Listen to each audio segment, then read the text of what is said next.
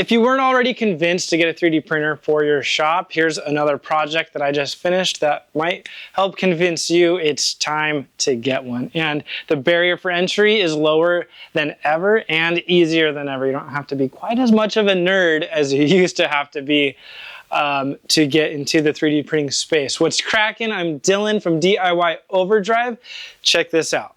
Jumping right in, I wanted to get a few things off of the bench and the shelf right next to me here, and the easiest way to do that was to start by getting the drills and impacts and batteries for my Makita tools off of the flat surface. So this was a very cool drill holder that I found on Printables, and it was free. I did one thing to this where I threw it into Blender and I added these extra supports because it was pretty bouncy originally when I printed it in its original design. So this just, I didn't trust that with the layer lines going this way. It's the weaker way to print this, but I didn't really want to do that because then you risk it splitting that way.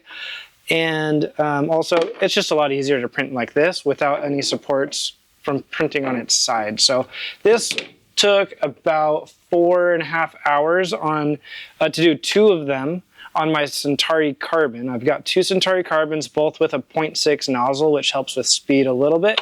But getting these printed was really great, and they just work perfectly. I did crack this one up here from over torquing that screw, but with the little pegs that I'm actually printing currently, we'll link those together. They'll kind of all support each other, and it still feels plenty strong enough. I don't see any movement up there by the crack. So moving on to the battery mounts. If there was anything I was going to change, it would be to remove this clip here. Otherwise, I really love these mounts. Now, if you did want to edit a file like this, it takes a little bit more know-how to import the STL into something like Blender. You could pretty easily select the vertices and edges here and just erase those completely, but it's not too much effort to give a little squeeze before pulling up. I just don't see the need to have to do that. It's not like it's going to fall off just when it's sitting there. But the file, I'll link down below to all these files, but this file particularly comes in different configurations where you can download just a single holder or a 4 or a 3 or 2. There's different configurations. Same thing with the drill holder. Comes in different widths for different sized drills. I used the 45 millimeter mount for the drills there. And I maybe could have done the 40, but the 45 gives plenty of extra wiggle room and holds the drills just fine. And because I had the drill mounts printing on my 2 Centauris, I printed the battery mounts with my Anycubic Cobra X, which is my multicolor printer, but I will use it just as an extra printer. This one's got the 0.4 nozzle, which means it can, does a lot finer detail. Not that that's super important here, but sometimes when something is designed to fit into something else, and was designed by someone who assumes that most people are going to be using a 0.4 nozzle, I like to use one of my printers that are already set up with the 0.4 nozzle. So that is the battery mounts. The charger mounts are cool. They're basically 3/4, 1 inch wide triangles. They have holes in them for 2 screws on each one, and then they each have a peg that fits perfectly into the charger. Now, when you search for this kind of thing on, I found these on Printables, but Thingiverse or the Anycubic or Nextprint, whatever it is that you're searching on, there's usually people that have designed these kinds of things for many different brands. So just take a look for your brand, and there's a good chance that it will be available, because Makita obviously isn't the only brand and certainly isn't the most popular brand either, but it's usually pretty easy to find this kind of thing for basically any tool brand. So this was cool. It was a little bit, you know, I had to make a couple markings and try to line it up as I drilled it in, which in this crap wood was a little tricky because the screw would kind of hunt a little bit. Maybe you could have pre-drilled, but anyway, these are on here now. They're super sturdy. They print on the side so that you've got that strength in the loop there. And when you do that, the little pegs that print, they're kind of messy on one edge where the peg is printing over thin air. but that messy part pushes right in anyway, and kind of, you know, gives it the kind of wedging effect as it enters the back of the charger there. So it's all on there, super sturdy and strong.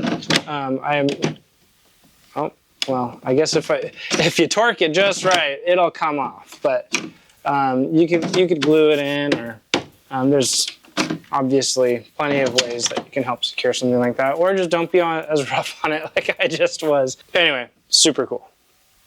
This tape measure shelf is great.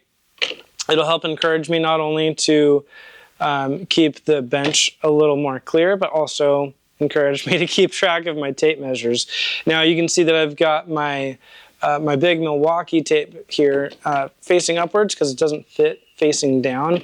And this is the kind of thing where you could download the model and always scale it up super easy in this slicer software to make it so that you could more easily fit something larger in there, or even scale it along the x-axis to make it so that it can fit more tape measures or more things. So this is something that I'm excited about. And by the way, these Lexivons here, I'll put a link to Amazon.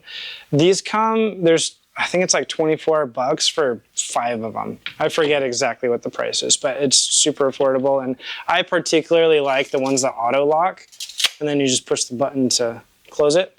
You know, every once in a while I need the big chunker there, but anyway, that's the tape measure holder. And honorary mention is the shot glass shelf that I designed and printed on the Neptune 4 Max from Elegoo. Oh, and this one I did on the Centauri Carbon.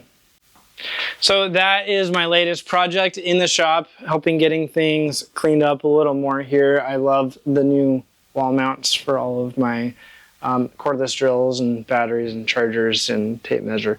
So look forward to sharing more of that with you. I know I talked a little bit about the different printers that I'm using and the nozzle sizes, and that starts getting into a little more detail. You could literally go out and purchase a Centauri Carbon and just print right out of the box with exactly what it comes with, and that it would be completely fine. And there's plenty of videos out there more in depth about 3D printing as a whole. If you want to see any more of that type of thing directly from me, let me know in the comments below, and I'll be happy to share and help you guys along your 3D printing journey as well, beyond just sharing the types of projects that I do. So I hope that you enjoyed this video. Please leave a comment, like, and subscribe. Again, I'm Dylan from DIY Overdrive. See you on the next one.